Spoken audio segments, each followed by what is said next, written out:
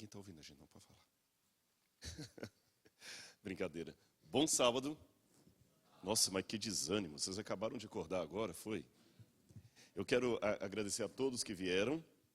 É um prazer estar com vocês aqui. And again, thank you for coming, the people that don't speak Portuguese. I hope in the heaven we don't have this kind of problem, as I said before. Let me tell a story for you. Eu vou tentar contar a história em inglês e português. Aí, se eles rirem, é porque eu estou conseguindo tapear bem o inglês aqui, viu?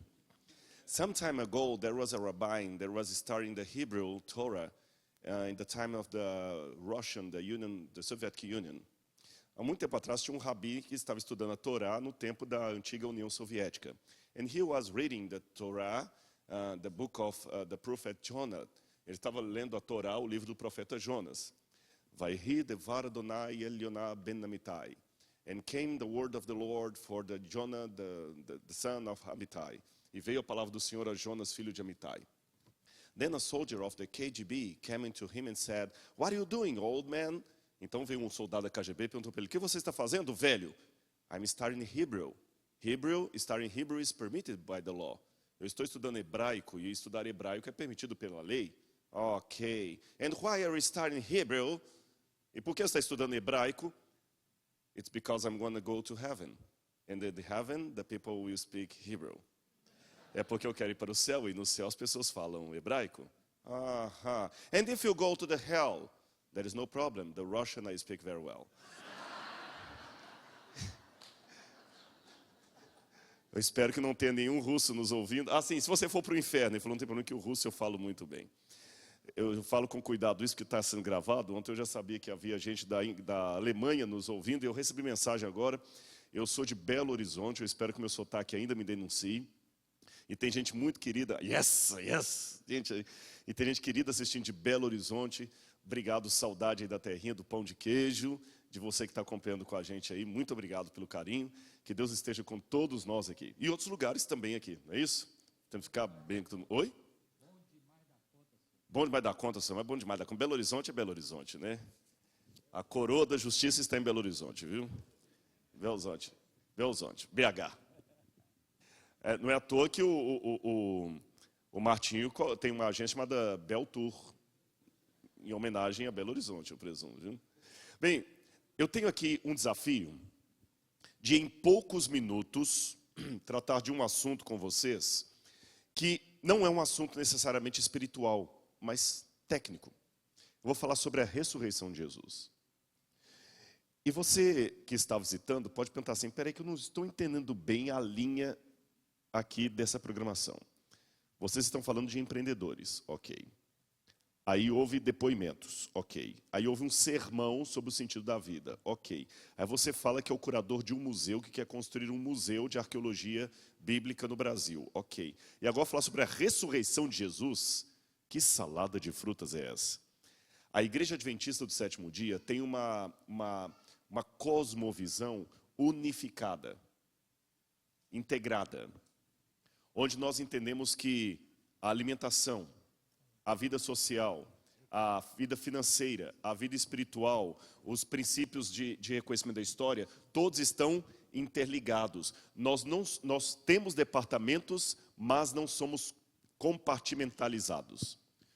Todas as áreas da igreja dialogam umas com as outras. Por isso, quando você fala de TV Novo Tempo, também está falando da educação adventista. Quando você fala de TV de educação, também está falando de alimentação. Quando fala de TV, também está falando de finanças. E aqui eu trabalho com uma área no Brasil para alcançar pessoas de mente secularizada, ateus, céticos. Eu estou terminando de escrever um livro agora dedicado aos meus amigos ateus. Estou escrevendo, inclusive eu vim no avião dando uma revisada nele lá. O título será O Ceticismo da Fé, porque às vezes é preciso duvidar para crer. Em inglês seria algo mais ou menos como The Skepticism of Faith, because sometimes you need to doubt to believe. Uma coisa mais ou menos assim. E um dos assuntos que eu gosto de tratar, quando eu estou assim, é a respeito da ressurreição de Jesus. Pode colocar o PowerPoint, por gentileza? Vamos falar um pouquinho desse tema tão vasto na Bíblia, que é parte da nossa crença, a ressurreição de Cristo. Eu quero começar propondo um desafio para vocês. E aqui eu vou só alertar que esse é um assunto que eu preciso tratar com um público bem descansado, porque vai envolver muita coisa acadêmica, para não colocar em trouble o meu tradutor, mas ao mesmo tempo, vocês como estão um pouco cansados pelo horário e tudo mais, mas eu não queria deixar de passar esse assunto que foi anunciado, eu vou dar uma resumida. Então, alguns slides eu vou passar mais rápido para não demorar muito, para que vocês saiam com o suprassumo da mensagem sem cansá-los. Façamos o trato assim? E por que eu insisti em colocar esse assunto? Olha aqui. Essa matéria saiu no Brasil pouco tempo atrás. Aposentada morre, família espera 3 dias pela ressurreição na Paraíba.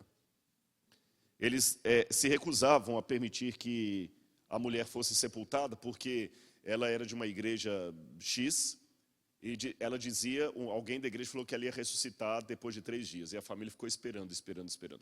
É claro que essa mulher não iria ressuscitar. Eu não conheço ninguém que em sã consciência falaria que ela ressuscitou.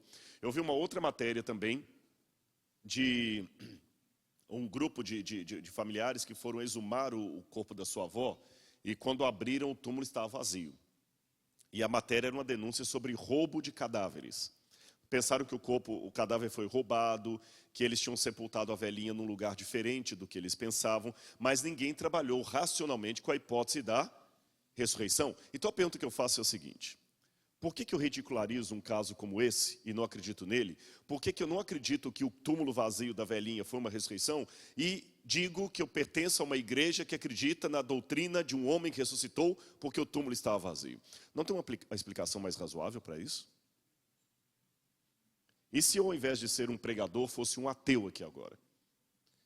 Nós temos aqui médico, empresário, teólogo, pessoas de vários... Você racionalmente acredita num negócio desse? Que um homem ressuscitou? Uma pesquisa feita pela revista Time, mostrando um research, uma pesquisa do sociólogo Jeffrey Haden, na PrayerNet foi publicado. Ele diz que hoje descobriu-se que de em torno de 7.400 ministros, pastores evangélicos, pelo menos de 13 a 51% deles, dependendo da filiação religiosa, não acreditam mais na ressurreição de Jesus. Uma outra pesquisa feita com um número mais ou menos aproximado de ministros também chegou à conclusão que dos pastores entrevistados, essa foi do Instituto Barna, 51% de metodistas, 35% presbiterianos, 30% episcopais, 33% batistas. Eu não vi adventistas na relação, não fui eu que fiz a pesquisa, foi o Instituto Barna. Diz que esse número desses pastores não criam na ressurreição física de Jesus. Ora, aqui eu estou piorando a situação. Se pastores evangélicos, repito, alguém fala, por que não estão os adventistas ali? Não foi eu que fiz a pesquisa. Tá certo? Não foi eu que fiz. Eu espero que não encontremos nenhum pastor adventista que não acredite na ressurreição. Mas o fato aqui piora.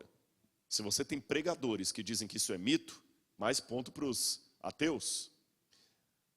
Agora, Paulo diz muito claro na Bíblia, 1 Coríntios capítulo 15, versos 14 e 19, se Cristo não ressuscitou, logo é vã a nossa pregação e é vã a vossa fé. Somos os mais miseráveis de todos os homens. Por isso que esse assunto é sério. E hoje estabelecer aqui se é racional acreditar na ressurreição é algo tão sério, porque se a ressurreição é um mito, com todo respeito a tudo que foi falado aqui, parem de bobagem. Vão usar o dinheiro de vocês por outra coisa, o recurso de vocês, o esforço de vocês, porque para que ficar promovendo fé? Para que ficar mantendo essa igreja aqui, pastor? Vamos fazer outra coisa, transforma isso aqui num centro social, porque se Cristo não ressuscitou, vã é a nossa fé.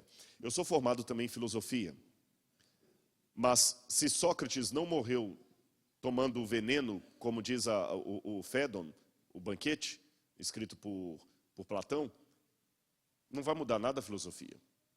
Mas se Cristo não morreu crucificado e ressuscitou, muda tudo na teologia. Continuando aqui a nossa investigação, por que a ressurreição de Cristo parece um mito? Simples. Primeiro, porque acredito que a Bíblia é um livro mitológico. Segundo, porque as Escrituras misturam fatos políticos com propaganda religiosa. Quem diz isto são os ateus, os céticos. A Bíblia não foi escrita com os critérios modernos da historiografia. O relato é fantástico demais para ser verdadeiro e existem contradições no relato bíblico. Então, se tem contradição, não pode ser verdade. A Bíblia não é um livro histórico. Por que vocês crentes continuam acreditando nisso aí? David Hume, um dos paladinos do ateísmo moderno, filósofo respeitadíssimo do século XVIII, ele dizia que a ressurreição era algo ridículo por um fato muito simples. Se a ressurreição fosse verdadeira, se fosse verdade que alguém ressuscita dentre os mortos, eu deveria estar vendo isso aí hoje em dia. Entende o que ele colocou? Alguém já viu alguém ressuscitando assim, levantando de um túmulo, fora filme? Não. David Hume dizia, se fosse verdade aquilo, isso deveria estar acontecendo hoje em dia também. Só que, com todo respeito a David Hume, ele comete um erro muito crasso, porque eventos pontuais não repetem na história e nem por isso são mentirosos. Por exemplo, o Big Bang. Se for verdade que o universo surgiu pelo Big Bang, como dizem teóricos da física, então, pela norma de David Hume, o Big Bang deveria estar acontecendo todo dia. Mas se o Big Bang ocorreu, e eu não vejo contradição entre o Big Bang e a criação, Deus pode ter usado o Big Bang para trazer o universo à existência. Só uma notinha de rodapé. Se o Big Bang aconteceu, ele foi evento único, e nem por isso mentiroso. E eu posso dar uma série de outros eventos únicos na natureza que não estão repetindo. Então, David Hume, que é um gênio da filosofia, a gente estuda David Hume na universidade, mas vocês veem que mesmo um gênio pode ser refutado. Continuando, além de David Hume, eu quero dizer uma outra coisa aqui. Esse autor aqui, John Ehrman, eu vou ter que só passar por alto o que ele falou, porque ler o livro dele não é fácil. Ele é um filósofo especialista em lógica. Eu fiz lógica 1 e 2, e foi a matéria metafísica e lógica foram as matérias mais difíceis que eu já cursei na minha vida. Olha, eu apanhei naquele negócio ali, viu? Não, hebraico, grego, isso é fichinha perto de lógica. Que é quando você pega uma proposição e transforma em equação matemática para ver se ela funciona ou não. É um negócio muito complicado. Eu só vou passar por alto aqui para vocês. Esse livro todo, a falácia do objetivo de David Hume, ele mostra, por exemplo, ele calcula qual a probabilidade da ressurreição acontecer. Eu deixei em inglês para respeitar as letras que ele usa, tá certo? B seria o pano de fundo de conhecimento. E seria a evidência específica, a tumba vazia, as aparições post-mortem, etc. E R, ressurreição de Jesus. Então você faz uma equação com aquilo ali. Qual a probabilidade matemática daquela equação acontecer? Você vai ler o livro e vai ficar extasiado ao perceber que é altíssima a chance da ressurreição ter sido um fato histórico. Eu precisaria de 1 hora de palestra só para explicar aquela equação ali. Mas eu só vou anunciá-la para você, porque na universidade vai vir um professor de Harvard, de Yale, de Princeton, achando que é ridículo acreditar na Bíblia, e ele não vai contar para você que existe um trabalho sobre lógica, mostrando que a ressurreição, usando equação matemática, é um evento altamente provável de ter acontecido. Tá bom? É que o pessoal pensa, eu gosto de colocar isso, porque passa-se a ideia de que crente, believer, é apenas um redneck com o livro preto na mão. Um caipira. Não é bem assim.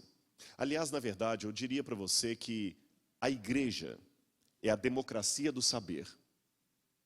Porque enquanto em Harvard, somente pessoas de alto intelecto conseguem entrar ali, e no gueto, somente quem não tem PhD consegue entrar, a igreja você tem os dois comungando e cantando o mesmo hino. Você tem uma pessoa simplória que mal sabe ler ou escrever, ao lado de um PhD cantando breve Jesus voltará. Isso é a democracia do conhecimento. Porque ambos, o PhD e o que não tem cultura, estão lendo o mesmo livro, estudando a mesma lição da escola sabatina. Isso é um desafio pedagógico que eu faço a qualquer pessoa que não acredita. Porque como é que a Bíblia é um livro tão fantástico que ela vira motivo de tese doutoral e ao mesmo tempo é livro para cair, pedaço de papel, você passar vergonha. Repetindo, faz de conta que isso não aconteceu. A Bíblia é um livro que serve de argumento para uma tese doutoral e de leitura para uma senhora que aprende a ler nas páginas da Bíblia. É a democracia do saber. Tá bom? Está justamente aqui. Bom, continuando. Vamos falar um pouquinho da história da descrença. Desde o início do cristianismo, essa história da ressurreição foi criticada tanto por judeus quanto por não-judeus. Por exemplo, Aulio Cornélio Celso, no segundo século, ele ridicularizou a ressurreição num livro chamado A Doutrina Verdadeira. E ele disse, que corpo é esse que é capaz de morrer e depois voltar à sua natureza? Além dele, Porfírio, também no terceiro século, escreveu uma coleção de 15 volumes, hoje perdida, escarnecendo, debochando dos evangelhos e da ressurreição. Agora veja o interessante o que escreveu Tertuliano. Tertuliano foi um gênio que se converteu ao cristianismo. Tertuliano dizia o seguinte, o Filho de Deus foi crucificado, isso é vergonhoso. E por ser vergonhoso, isso pode ter acontecido. Eu coloquei em latim porque tem um trocadilho que ele faz ali que é difícil traduzir. Traduzir trocadilhos é difícil. E ele fala assim, ele continua dizendo, o Filho de Deus é morto. E por isto eu tenho que acreditar, porque uma coisa é difícil de ser acreditada. A ressurreição é algo verdadeiro porque é impossível. O que Tertuliano quis dizer com isso? Eu vou explicar para você, ele era muito filosófico com as palavras. Ele dizia assim, o próprio fato, eu vou traduzir agora em linguagem contemporânea o que Tertuliano quis dizer ali na troca de palavras. O fato da história ser uma tese muito simplória, prova que ela tem que ser verdadeira, porque ninguém armaria uma mentira com coisas fáceis de serem refutadas. Entende? Eu digo uma mentira, não a mentira da criança aqui, estou falando uma mentira acadêmica. Se você vai fazer uma grande mentira, peguemos alguns políticos que existem no mundo. Quando eles querem colocar uma mentira, eles arrumam muito, ou um advogado que quer, ele arruma argumento. A história é simples demais para ser uma coisa bolada. No século XVIII, os iluministas, na época do Aufklärung, da Alemanha, ou a Lumière, lá da França, o iluminismo francês, alemão, europeu, muitos intelectuais se levantaram criticando a ressurreição. Agora eu quero chamar a atenção de vocês por uma coisa que me chama a atenção, que me despertou o interesse. Eu fui pesquisar na história as pessoas que não concordavam com a ressurreição e o que elas diziam. Intelectuais, scholars. Lembra que lá no passado já havia, né? No século II eu mostrei para vocês. Olha na época do século XVIII. Hermann Samuel Reimarus, alemão, inteligentíssimo, crânio. Rodrigo, você está falando tantas pessoas inteligentes? Sim, porque eu não sou do tipo que eu destruo a inteligência do oponente para poder refutar o que ele está dizendo. Isso seria o que a gente chama em latim de argumentum ad hominem, argumentar contra a pessoa. Argumentum ad hominem é quando você não tem condição de refutar o que o outro está dizendo, então você destrói a imagem dele para parecê-lo ridículo demais. Mas você não refutou o que ele disse, você apenas criou uma falácia. Tudo bem até aí? Eu não vou fazer isso. Eu admito, por exemplo, de público, sendo gravado, que Nietzsche foi um dos maiores autores que eu já li, e Nietzsche era ateu. A capacidade intelectual de Nietzsche era algo fora do comum. Só que eu também não sou do tipo iludido que sou obrigado a concordar com alguém apenas porque ele é um gênio. Albert Einstein era gênio, era um péssimo pai. Péssimo pai. Leia a biografia de Einstein, péssimo pai. Hitler era um dos maiores palestrantes que eu já vi na vida. E nem por isso eu vou concordar com o nazismo. Então eu tenho que aprender a concordar com os dons que a pessoa tem, sem ser obrigado a concordar com o que ela diz. Ora, eu luto pelo Espírito Santo contra um anjo caído, que é de uma genialidade absurda, chamado Lúcifer, e nem por isso eu vou concordar com o que ele diz. Agora, aquele que não tem o princípio espiritual, esse sim é refém da genialidade do outro. Ele fala que não acredita mais na Bíblia, que ele perdeu a fé na Bíblia. Por quê? Porque ele foi para a faculdade e viu um professor PhD bom de retórica que destruiu tudo. Como é que eu posso refutar um professor como aquele? Como eu posso refutar um professor de Yale, de Harvard? Meu amigo, liberte-se. Tenha a mente livre. Tá certo? Bom, continuando. Hermann Reimarus escreveu um calhamaço contra a ressurreição, dizendo que os discípulos, para manter uma vida mansa de pregadores, uma vida tranquila, né? Não queriam trabalhar, o que eles fizeram? Roubaram o corpo de Cristo e espalharam o boato da ressurreição. Outro gênio daquela época, Friedrich Schleiermacher, aprovou a teoria do desmaio. Ele disse que, na verdade, Jesus nunca morreu na cruz. Ele só desmaiou, depois ele acordou e tiraram-no de lá. E vocês viram que são dois intelectuais contra a Bíblia, um falando uma coisa, outro outra. O Schleiermacher não era tanto contra a Bíblia, mas tinha umas ideias meio... Um dizia que os discípulos roubaram o corpo porque queriam ficar tranquilos e criaram um mito. O outro dizia que Jesus apenas desmaiou, que não houve morte. Aí vieram mais dois, Strauss e Ernest Renan. Strauss dizia que as aparições de Cristo eram visões subjetivas, alucinações que os discípulos tiveram. Alucinações por causa da dor que eles sentiram em virtude da morte de Cristo. Entendem? Eles ficaram tão assim, eles não eram charlatães, eram pessoas simplórias demais, que quando Jesus morreu ficaram tão chocados, que eles acreditaram mesmo que viram Cristo. Sabe aquela questão psicológica do sujeito que foi morto, picado por uma cobra não venenosa? Isso aconteceu aqui na América. Eu li na Reader's Digest. A mente que mata, o nome do artigo. Vários casos, um sujeito que morreu congelado num caminhão frigorífico que estava desligado. O outro que morreu picado por uma cobra não venenosa. Então, pela autossugestão, disseram que os discípulos ficaram tão chocados que acabaram vendo mesmo. Aí veio a teoria da visão objetiva. Em vez de alucinações, as aparições da ressurreição foram visões objetivas. Por exemplo, Hans Grass diz isso. Ou seja, eram visões reais, eram percepções mentais de Cristo espiritualmente ressurreto. São teólogos também liberais que dizem que o Espírito de Cristo apareceu a Tiago, espiritualistas ali, né? Rudolf Bultmann falava da teoria do mito. Ele dizia, não, na verdade foi o seguinte, os discípulos Jesus não desmaiou, ele morreu mesmo, não houve alucinação, nem charlatanismo.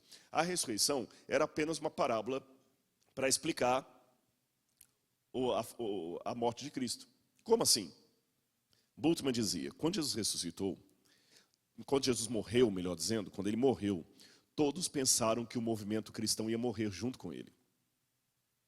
Mas, para surpresa de todos, depois da morte dele, através da pregação dos discípulos, do querigma, a mensagem de Cristo ficou mais forte, como se ele houvesse ressuscitado. Então criaram a parábola da ressurreição para justificar, olha, vocês mataram Jesus, mas a mensagem dele está viva entre nós.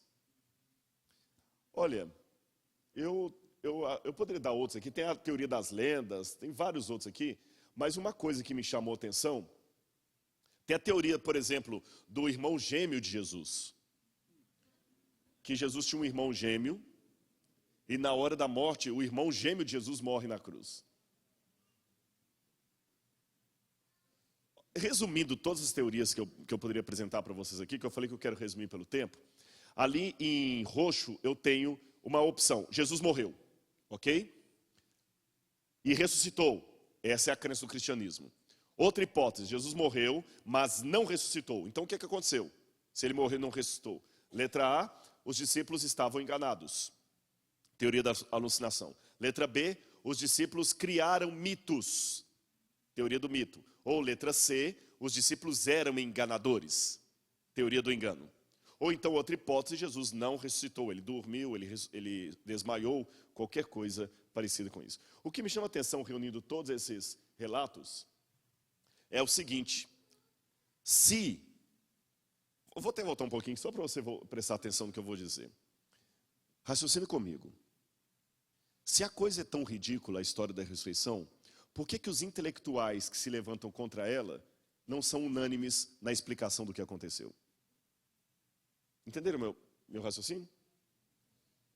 Se a ressurreição é uma coisa tão estúpida, tão estranha, os grandes intelectuais que se levantaram contra ela deveriam ter apenas uma explicação. O próprio fato de cada um deles dar uma explicação diferente. E interessante que eles escrevem um contra o outro.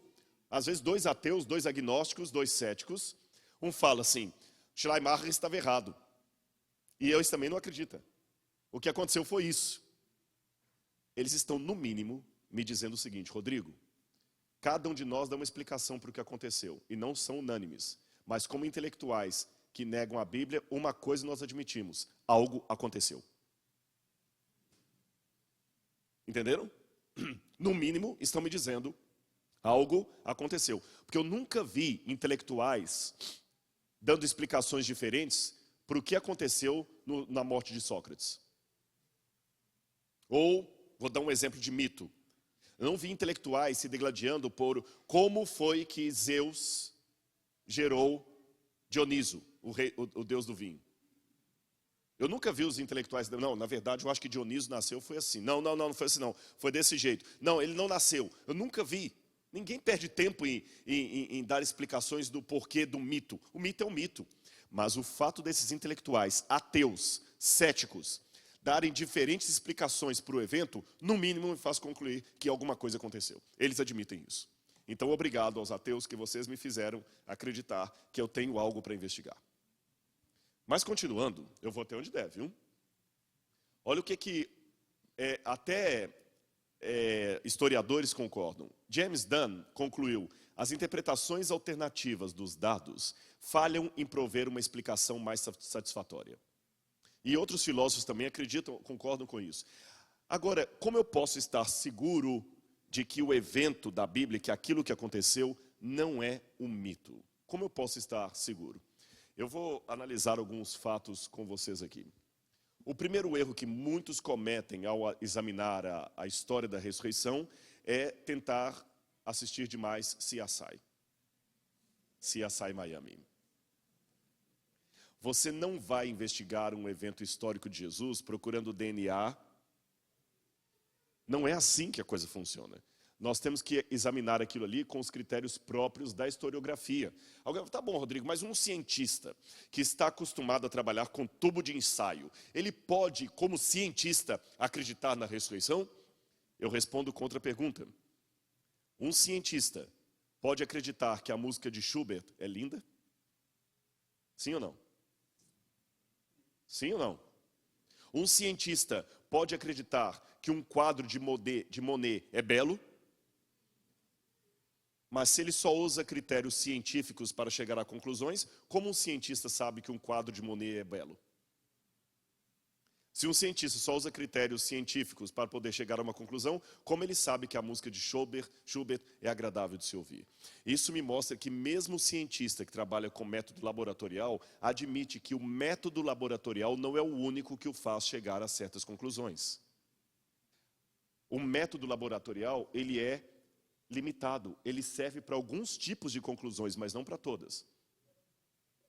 Não dá para usar um método laboratorial que você usa para descobrir a cura do câncer, para poder descobrir a origem de uma psicopatia, de uma neurose mental. Você não vai, ser humano não foi feito em série para você colocar no laboratório e falar o seguinte, todo ser humano que tem depressão por isso, não tem como. Aí você vai ter que usar outro critério.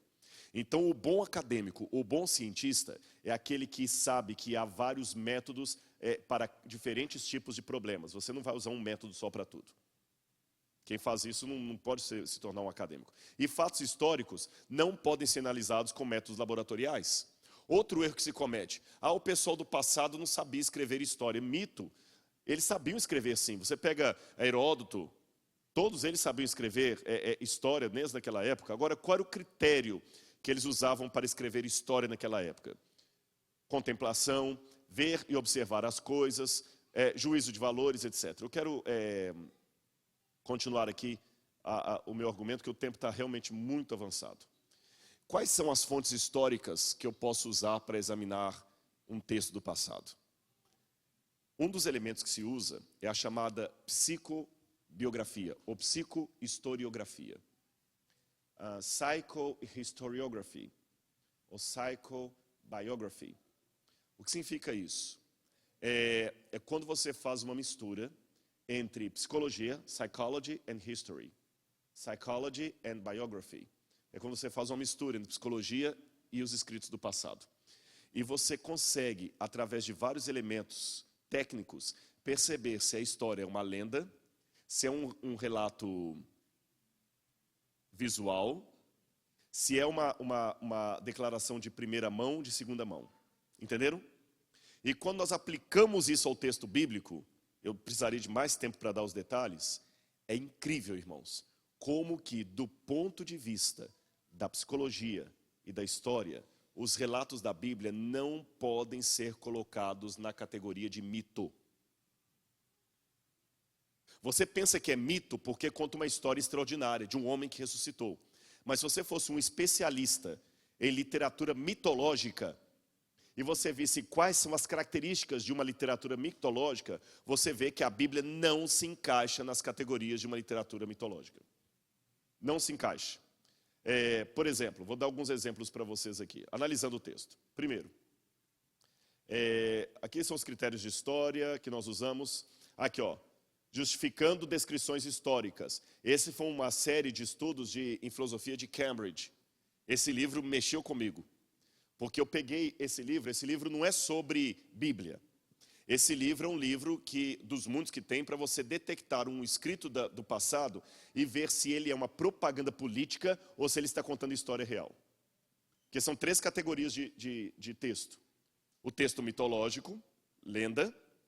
O texto que está contando uma história, porém partidária, de propaganda. Ou o texto que está descrevendo o fato que realmente aconteceu. Entenderam? Vou repetir. Há 3 tipos de textos do passado. O mitológico. Era uma vez um gato xadrez. O texto que traz uma propaganda.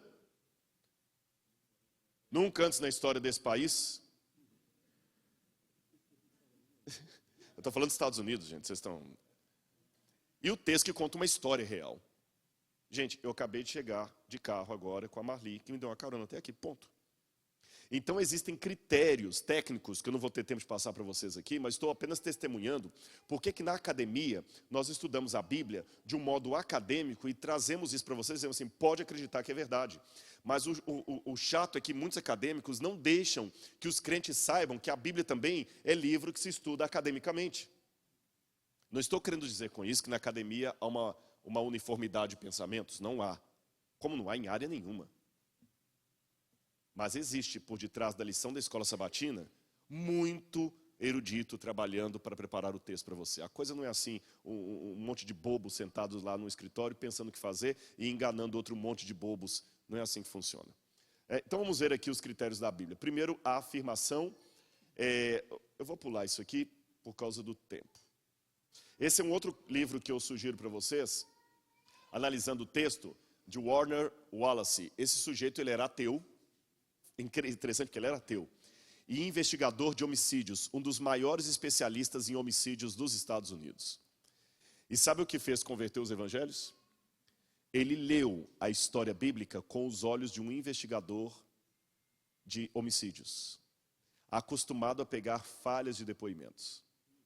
E depois que ele terminou de ler, com a cabeça de um investigador, falou assim, gente, eu falava que isso aqui era mentira porque eu nunca tinha lido, mas quando eu fui ler com a cabeça de um investigador, esse testemunho aqui é verdadeiro. Alguém falando isso no tribunal não tinha como refutar. Eu posso até não acreditar que aquilo aconteceu, mas ele está dizendo a verdade. Entende o que eu quero dizer? Vamos continuar aqui. Então vamos ver alguns fatos. Primeiro, Jesus estava realmente morto. Eu tenho como provar que Jesus estava morto? Sim. Vou dar exemplos para vocês. Fora da Bíblia, Tácito, historiador romano, não era cristão. Tácito, quando fala de Nero, na vida dos 12 Césares, ele fala, Nero apresentou como culpados e condenou à tortura aqueles odiados por sua própria torpeza, a quem a população chamava de cristãos. Tal nome vem de Cristo, que no principado de Tibério e nas mãos de Pôncio Pilatos, sofreu a pena máxima. Reprimida na ocasião essa execrável superstição, execrate, superstition, que foi na época reprimida, ainda até hoje a coisa continua não apenas na Judeia, berço daquele mal, mas também em toda Roma.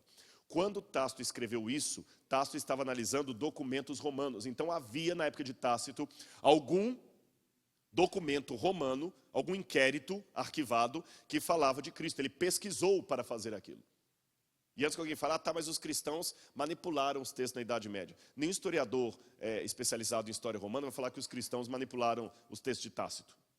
Estavam nos arquivos romanos. Então eu tenho uma prova que Jesus morreu. E não é só Tácito, não.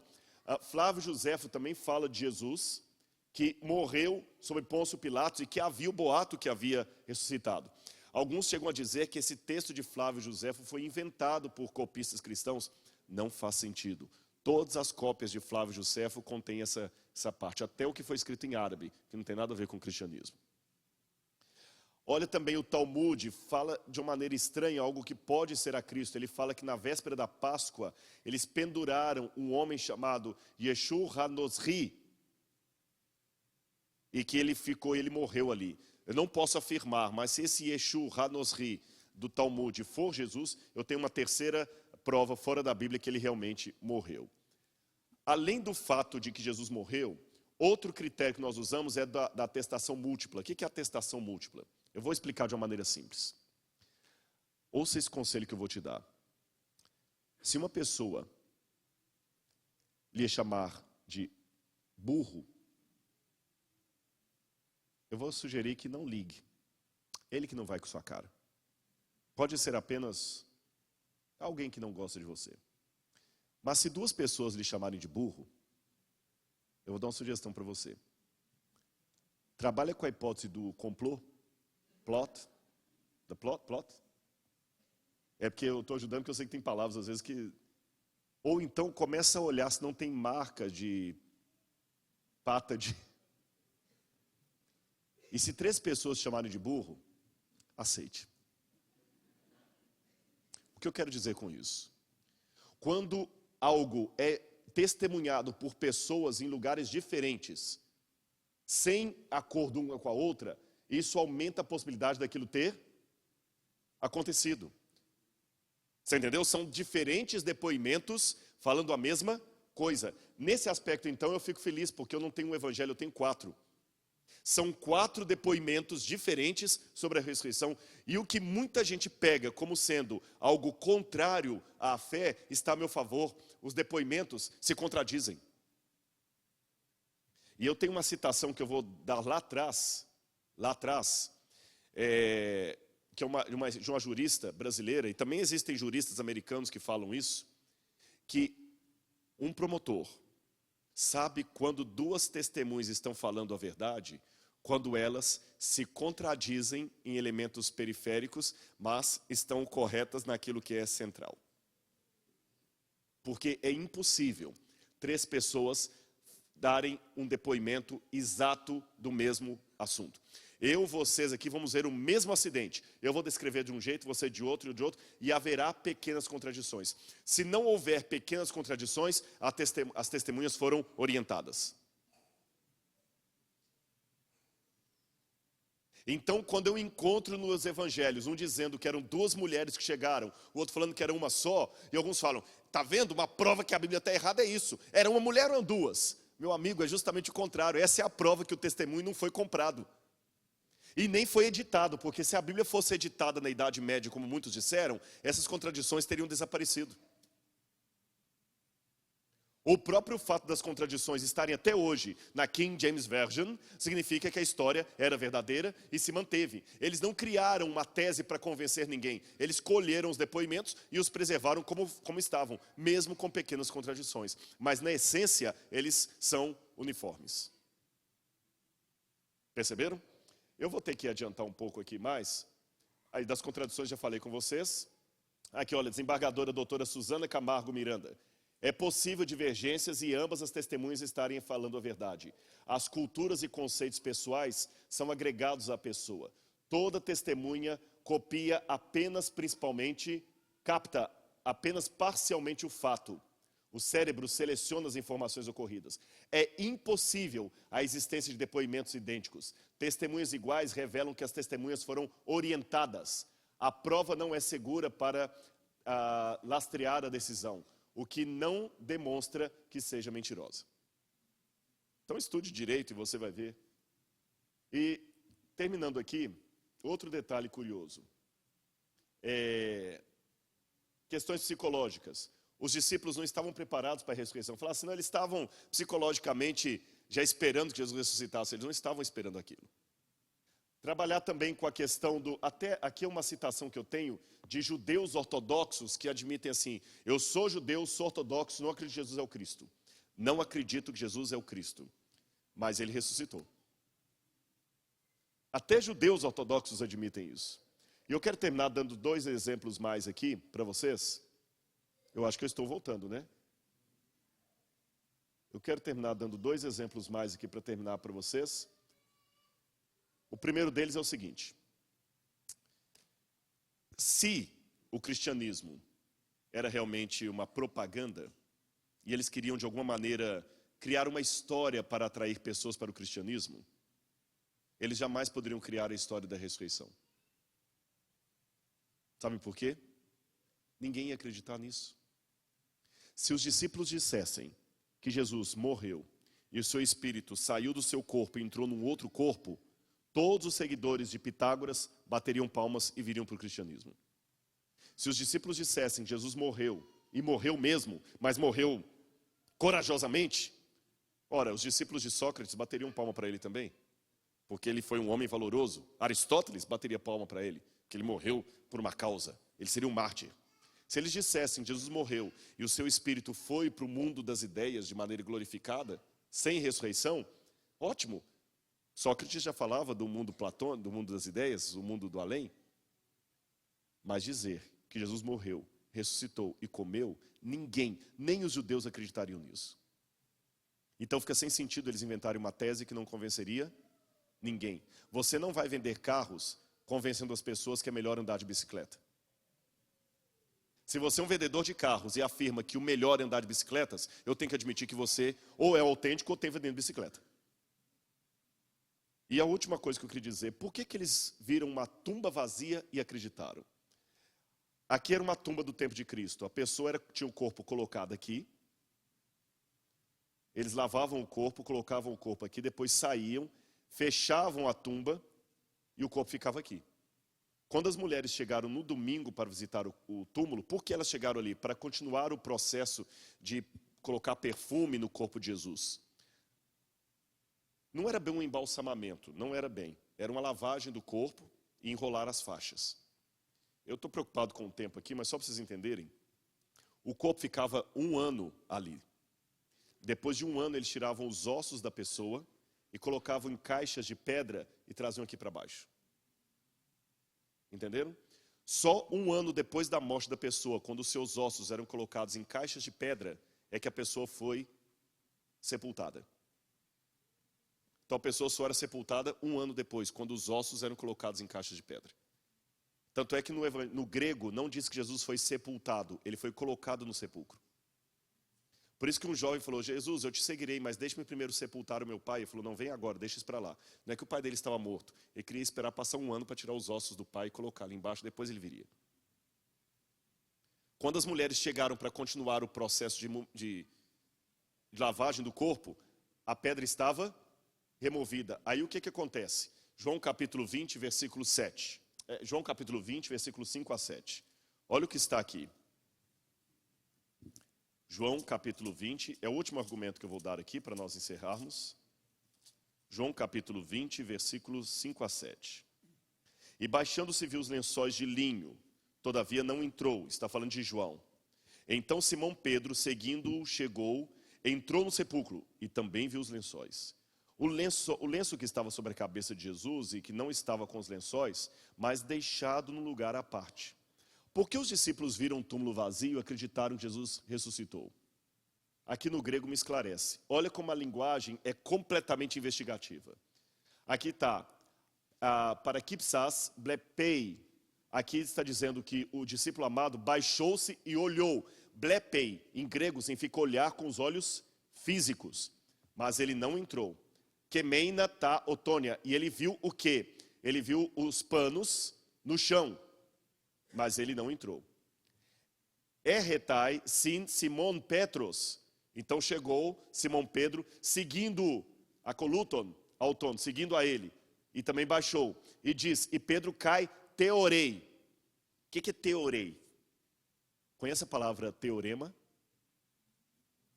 O primeiro só olhou. É porque na tradução diz que os dois viram, mas no grego está diferente. João olhou de longe. Pedro, teorei, olhou examinando.